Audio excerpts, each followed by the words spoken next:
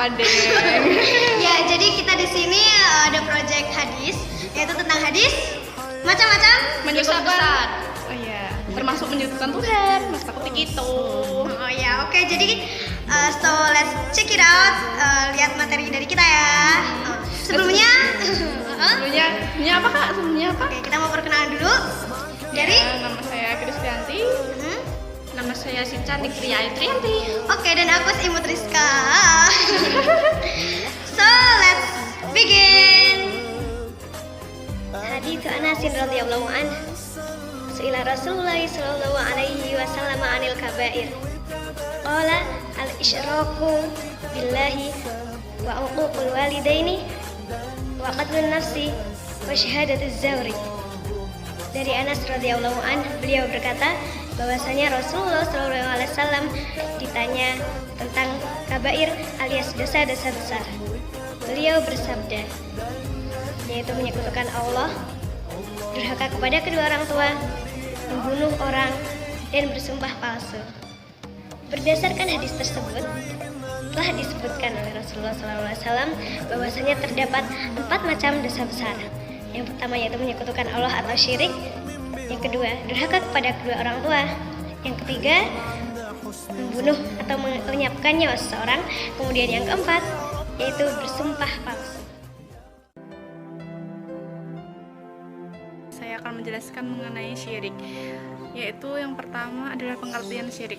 Pasti kalian udah sering mendengarkan mengenai syirik, seseorang melakukan syirik dan lain sebagainya. Tapi apakah kalian tahu apa yang dimaksud dengan syirik? Syirik adalah menjadikan sekutu selain Allah Subhanahu wa taala dalam hal rububiyah, uluhiyah, asma Allah dan sifatnya, ataupun salah satu di antara hal tersebut. Syirik merupakan dosa besar yang sangat dibenci oleh Allah Subhanahu wa taala. Karena syirik ini berhubungan dengan ketauhidan seseorang. Orang yang meyakini adanya Tuhan lain yang mampu menolongnya, memberi rezeki, kesembuhan dan lain sebagainya, orang tersebut bisa dikatakan syirik. Syirik itu dibagi menjadi 2, yaitu syirik besar dan syirik kecil. Syirik besar ini adalah memalingkan suatu bentuk ibadah kepada selain Allah. Misalnya dia berdoa kepada selain Allah, menyembah makam, bernazar kepada selain Allah, menyembelih kurban untuk yang makhluk gaib atau yang selain Allah. Karena syirik ini termasuk syirik besar, maka orang yang melakukan syirik ini bisa dikeluarkan dari Islam, dihapus semua amal kebaikannya, semua pahalanya itu dihapus oleh Allah Subhanahu wa taala. Selanjutnya halal darahnya, maksudnya boleh dibunuh, dan selanjutnya dia akan kekal di neraka apabila ia mati dalam kemusyrikan dan tidak bertaubat kepada Allah. Syirik besar ini dibagi menjadi beberapa macam. Ada banyak sebenarnya, tapi saya akan menjelaskan 3, yaitu syirik dalam hal taat. Jadi dia tuh taat kepada selain Allah Subhanahu wa taala. Yang kedua adalah syirik dalam hal tawakal. Dia bertawakal kepada selain Allah Subhanahu wa taala. Misalnya dia pergi ke makam wali atau makam orang penting atau siapa gitu, terus dia menyembah makam tersebut dan meminta kesembuhan, minta pertolongan, minta rezeki. Nah, di situ disebut sebagai syirik dalam hal tawakal. Selanjutnya adalah syirik dalam hal cinta, yaitu cinta kepada selain Allah. Selanjutnya adalah syirik kecil. Syirik kecil ini tidak menyebabkan pelakunya keluar dari Islam. Halal darahnya itu tidak halal dan akan menghapus semua amal kebaikannya. Syirik kecil ini mengurangi ketauhidan seseorang. Jadi orang tersebut akan berkurang tauhidnya, dan bisa jadi ini syirik kecil ini malah menyebabkan seseorang menuju ke syirik besar. Contoh dari syirik kecil ini adalah hal-hal yang biasanya tidak kita sadari. Misal kita sholat, terus kita niatnya tuh bukan untuk Allah, tapi untuk pamer. Misalnya ada cowok ganteng lah sholat di sebelah sana, terus kita sholat sini, terus kita kayak memperindah gerakan sholat atau lain sebagainya untuk memancing perhatian orang tersebut. Itu juga bisa syirik. Selanjutnya bisa memakai jimat atau bersumpah kepada selain Allah.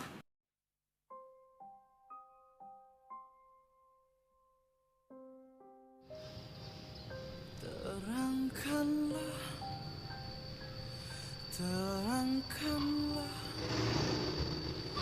di sini Ada apa kau kesini? Mengganggu ritualku saja. Maaf Nyai, aku mau minta bantuan sama Nyai. Laki-laki yang aku sukai dia nggak balik suka sama aku Nyai. Gimana? Aku minta bantuan Nyai. Aku paham. Aura di tubuhmu itu gelap sekali. Sepertinya kamu butuh mensucikan diri. Pegang tanganmu. Pejamkan matamu. Bersihkan jiwa di tubuh.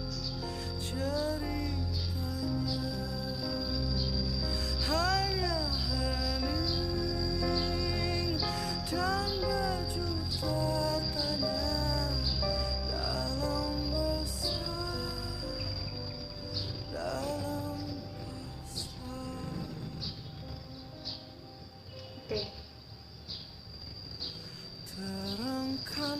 Pakailah jimat ini. Maka cowok yang kamu sukai akan menikahimu. Tapi dengan satu syarat. Kamu harus puasa setiap hari Jumat. Dan pakailah kalung itu saat kamu bertemu dengannya. Siap Nyai, akan melakukan semua syarat yang diberikan Nyai. Jangan sampai keputar. Oke, selesai kamu boleh pergi. Tapi sebelum itu seperti biasa. Oh oke Nyai, oke. Terima kasih Nyai.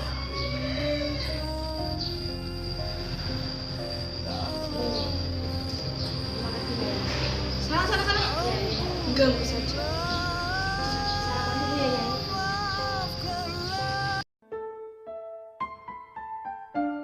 Saya akan membahas sedikit pengertian durhaka kepada orang tua. Apa itu durhaka kepada orang tua? Yaitu apabila ia melakukannya, maka ia akan mendapatkan balasannya di akhirat nanti. Dan di dalam dunia pun ia akan mendapatkan azab yang sangat pedih dari Allah Subhanahu wa taala.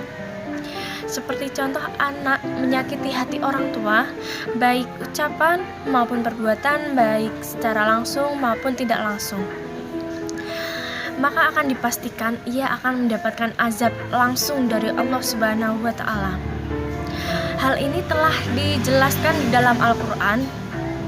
Anak tidak boleh mengatakan kepada orang tua apabila orang tua menyuruhnya, apalagi mengatakan lainnya yang dapat menyakiti hatinya. Maka tidak heran Allah memberikan keistimewaan kepada setiap orang tua, terutama seorang ibu, apabila hatinya tersakiti oleh anaknya melalui perkataan maupun perbuatannya, maka ia akan mendapatkan azab yang sangat pedih dari Allah Subhanahu wa taala. Dan apabila seorang ibu berdoa agar anak tersebut celaka, maka anak tersebut akan celaka. Jadi janganlah kalian durhaka kepada orang tua, karena doa perkataannya akan diijabah oleh Allah yang azabnya itu sangat pedih dan kita tidak bisa melaluinya. Hal ini telah dijelaskan dalam hadis yang diriwayatkan oleh Tirmizi yang berbunyi, An Abi Hurairah radhiyallahu an qala Rasulullah sallallahu alaihi wasallam, salasu da'awatin mustajabah tun la syakka fihinna da'watu madlumi wa da'watu musafiri wa da'watu walidi ala waladihi, yang artinya Abu Hurairah radhiyallahu an berkata kepada Rasulullah sallallahu alaihi wasallam bersabda, ada 3 doa yang diijabah dan tidak diragukan lagi, yaitu orang yang teraniaya, orang yang sedang berpergian, dan doa kedua orang tua kepada anaknya. Jadi janganlah kita melawan orang tua, apalagi menyakiti hatinya, karena azabnya sangat pedih dan doa dari orang tua sangat diijabah.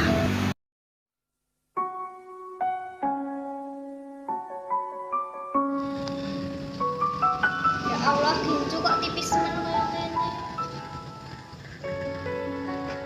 Dek, Apa? rene ya, Dek. Sik. Emang mbokne dikongkon aku sak sik. Kayak gincunan iki lho, gincune ora rata. Emang nene iki kan, Dek. Kok meneng to? Berhias gelap dan terang. Lah anak kok kangkung-kangkung. Lah apa to? Tangis Apa? dan tawa Diwangi Yo beres dhewe kok. Aku ki sak arep mangkat kuliah iki lho. Sangu teh ya, Dek. seribu mimpi Kok men tewa? berjumpa Aku am jaluk duit kok sama tewa. hadir bagai teman sejati Lah aku ki butuh duit ki lho nggo sang di sekolah. antara belahnya jiwa dalam Mangatus ya. Urip kok kene mentok. air mata ku persembahkan kepada Lah salah yang terindah. Iki butuh duit kok sak nggo tuku buku barang kok fotokopi akeh tenan ki lho makalah. Ora ana, Dek. Wegah, ada duit. Jangan langkah, kadang tak setia kepadamu. Namun cinta Tak dompet ibu nanti lagi. Ora ana iku. Dompetnya kan. Ora ana. padamu. Maafkan Apa? Saya angkat angkat. bila hati Jeneng, Dek. tak Ya, sempurna mencintai. Anak kok udah lama. Jangan gagal. Kemudian materi yang selanjutnya yaitu pembunuhan. Pembunuhan menurut bahasa artinya menghilangkan atau melenyapkan nyawa seseorang. Sedangkan menurut istilah, pembunuhan merupakan suatu perbuatan atau aksi yang bertujuan untuk menghilangkan nyawa seseorang. Dalam Islam, pembunuhan hukumnya adalah haram. Dalam Quran surah Al-Isra ayat 33 yang berbunyi wala taqtulun nafsallati harramallahu illa bilhaq, yang artinya janganlah kamu membunuh jiwa seseorang yang diharamkan oleh Allah untuk membunuhnya kecuali dengan alasan yang benar. Kemudian pembunuhan sendiri dibagi menjadi 3 macam. Yang pertama yaitu pembunuhan yang disengaja, yang kedua pembunuhan semi sengaja, yang terakhir yaitu pembunuhan tersalah. Kita bahas mulai dari yang pertama yaitu pembunuhan yang disengaja. Pembunuhan yang disengaja yaitu maksudnya sang pelaku sudah dewasa atau balik, kemudian berakal dan memang memiliki niat untuk menghilangkan nyawa seseorang atau sudah merencanakan untuk melakukan pembunuhan. Dan di sini alat dan cara yang digunakan itu juga memang memiliki potensi yang besar untuk membunuh seseorang. Seperti contohnya senjata tajam, senjata api, maupun dengan racun. Nah, di sini korban merupakan orang yang suci darahnya atau orang baik-baik. Yang kedua, yaitu pembunuhan semi sengaja atau biasa disebut dengan qatlu syibhul amd. Pembunuhan jenis ini dilakukan dengan tidak ada niatan membunuh sejak awal, namun menggunakan cara yang mungkin bisa menimbulkan kematian. Contohnya penganiayaan. Namun alat yang digunakan itu bukan alat yang biasa untuk melakukan pembunuhan. Tidak juga menggunakan senjata tajam maupun senjata api. Contohnya menggunakan balok kayu besar mungkin atau benda yang berbahan besi. Kemudian yang ketiga atau yang terakhir yaitu qatlul amd atau pembunuhan tersalah. Pembunuhan jenis ini yaitu sang pelaku tidak memiliki niatan awal untuk membunuh atau menghilangkan nyawa seseorang dan juga tidak menggunakan alat maupun cara yang memang berpotensi untuk membunuh seseorang. Jadi contohnya seperti mungkin kita melemparkan batu ke suatu tempat namun mengenai teman kita dan tidak sengaja mengenai kepalanya, kemudian orang itu mati. Nah, itu merupakan salah satu contoh dari pembunuhan tersalah.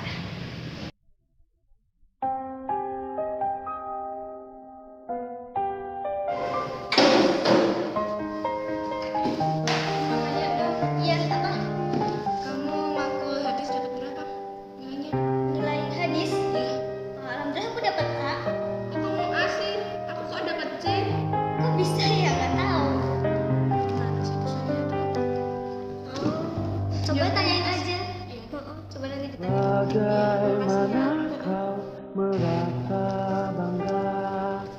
akan rugi sementara bagaimana bila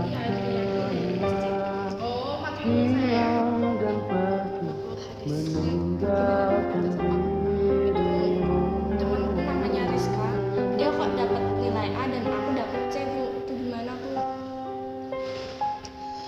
Ya, Rizka itu orangnya sergap. Dia di kelas juga aktif, dia presentasenya juga bagus, dia juga nggak pecicilan kayak kamu di kelas gitu loh. Kamu loh di kelas makan, terus kamu presentasenya kayak gini. Sedangkan usaha kamu itu cuma segitu aja, terus kamu iri sama Rizka. Dua kamu tuh mikir, kamu tuh belajar biar pinter, nggak usah iri sama orang lain. Ngerti? Tapi itu nggak adil buat saya.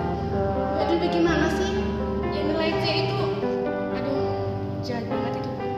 Mending kamu tuh ngulang dulu saat tahun depan pulang aja kamu. Kamu sama dosen aja berani. Udah, keluar. Lagi Rizka, lagi kenapa Rizka? Apa dia pakai jimat kali ya? Biar dosennya sesuatu buat dia. Akan kembali padanya.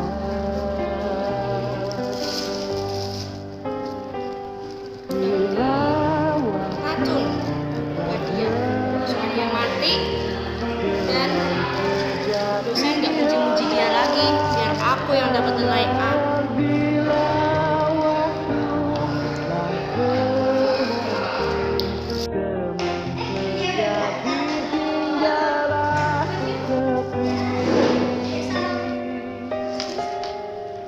Apaan itu?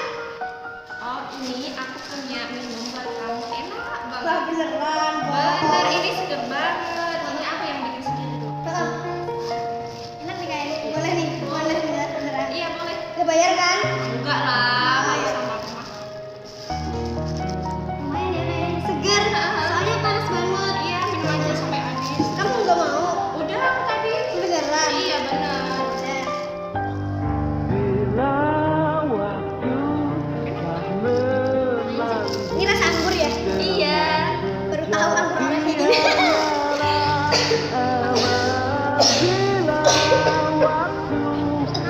Gak tahu. Tahu? Gak sih.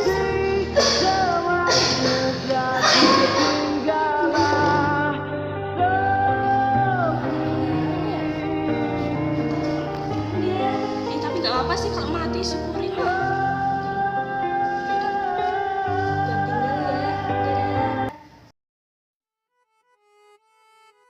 Saya akan membahas sedikit pengertian sumpah palsu atau sumpah dusta. Sumpah palsu atau sumpah dusta dalam bahasa Arabnya al-yaminul ghamus.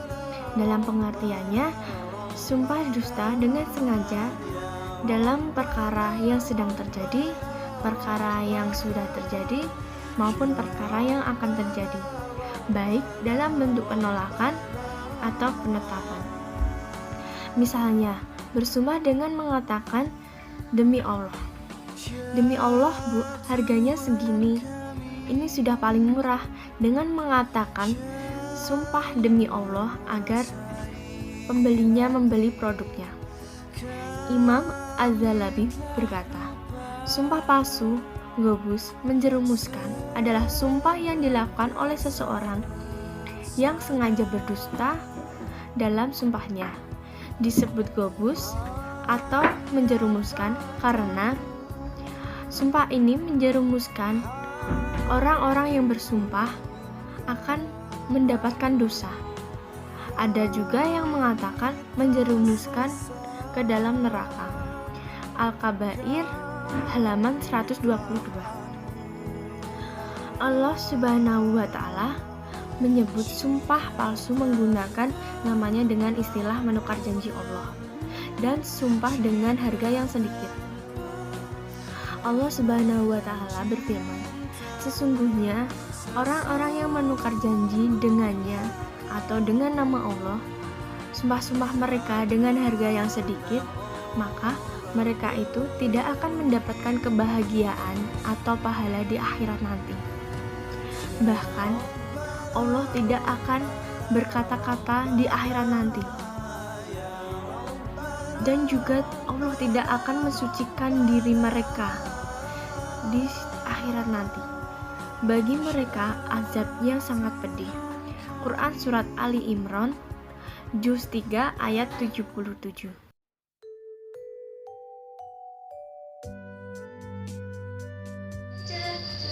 Bu, bu, Piye Mbak?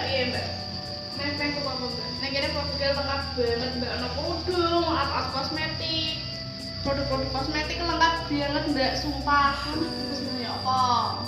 bu aku pengen sing raiku ben iso glowing, putih.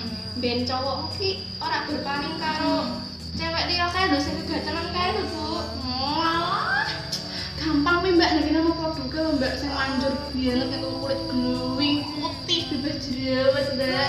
Gue nih nganu Natur Republik Mbak. Sama Korea Mbak, produknya asli sumpah no kaleng-kalengane Mbak. Iya demi Allah Mbak. Coba Mbak, coba. Nanti wangi banget. Wangi ya, Bu. Loh, Korea asli. Mau ora wangi. Piro? Sangat parah. Halang sok semua orang tuh Mbak. Cakak-cakak. Alah, tambahnya aja Mbak. Mahasiswa lho. Alah kolaanku ki yo nganu Mbak masuk mbok kayak sekat kok sih Mbak. Saya keterima. Tambahinnya Mbak tenang. Sumpah Mbak, sumpah sama Korea asli Mbak demi Allah. Produknya manjur banget Mbak sama jenisnya. Mbak, aja dilihat Mbak, nek keracunan. Cok apa ya ngono itu. Iya kan nek Mbak, tolong ya Mbak. Ditutup kurang Mbak. Ya wis 50 piro? 55. 55. Iya, 55 wae. Pas. Yo Mbak kanggo kowe iki 55 wae Mbak. Tenang. Lah sing gawe bibir pinter nanti. Lah cono lipstik, kena tuku sing yo apa wae, sing warnane apa nek kena lengkap banget ana Wardah, Purbasari, Huda. Ana dibikin bareng Mbak, menau meh. Iki ya saka Korea, Bu. Ora kuwi asli Indonesia Mbak, halal Mbak, kok wis ana cape. Piye larang 1000? 5.000 kuwi Mbak, pabrik kan dadine swidak. Swidak. Heeh. Ya wis, aku juga iki ya, Bu. Heeh, swidak kuwi Mbak. Tenang lho Mbak. Nek aku nyicil sik oleh, Bu. Ah ya Allah Mbak, kok ya Allah. Ojo nyicil tuh Mbak, mosok dodolan nyicil. Ndak rada tutup, Bu. Nah, lah sudah tuku semua. Situ. Tapi nyicil sik kok aku iki bari iki balik. Balik meneh rene ya. Iya. Yo percaya. Iya, gampang. Tapi produknya ngene ya. Iya, heeh, kurang 40 ya. Iya. Yo bener. Iki tadi buat cewek. Ayo ojo tuh Mbak, mau gek-gekmu ora balik meneh kok. Wis tadi buat cewek. Oh, gampang. Soan ya, Bu. Iya, heeh. Ya Allah, Mbak mau padahal aku pino iki produk saka Korea asli. Aduh, sabar banget sih Mbak emang. Wis tak oplos padahal. Bu, oh iya Mbak ya. Niki kurang anu. Matur nuwun ya Mbak. Terima kasih ya Mbak. Ya, tenang ya, Bu. Iya, tenang sumpah. Nek kampusnya aku rene lho, Bu. Ngomong. Tenang produk asli Mbak, tenang sama Korea tenanan gitu. Oke. Matur nuwun ya